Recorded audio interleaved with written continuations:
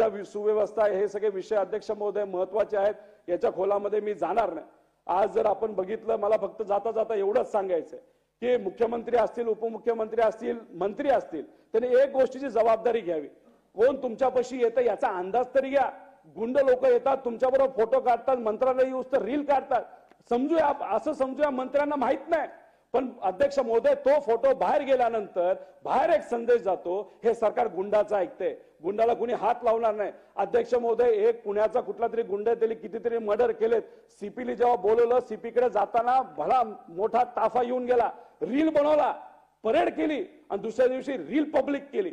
मग लोकांनी काय समजायचं की गुंडाबरोबर पोलीस आहेत, मंत्री आहेत? मग असं जर लोकांना हे परसेप्शन गेलं, मग आम्ही असं समजायचं का लोकसभेमध्ये गुंडाचा वापर केला जाईल, विधानसभेमध्ये गुंडाचा वापर केला जाईल, पैशाचा वापर केला जाईल? अध्यक्ष महोदय, हा सिग्नल अतिशय वाईट सिग्नल आहे आणि आपल्या या महाराष्ट्रासाठी तर अतिशय वाईट सिग्नल आहे। त्यामुळे या बाबतीत मंत्री महोदयांनी सुद्धा काळजी घ्यावी आणि हे जे गुंड मोकाट फिरतायत त्यांना एकदा जेलमध्ये टाकावं आणि त्या बाबतीत कारवाई घेतली तर मी होम मिनिस्टर साहेबांना तिथं मानेल। साहेब, या सगळ्या गोष्टींमध्ये हे सरकार लक्ष देईल अशी अपेक्षा आम्ही सर्वजण करतो।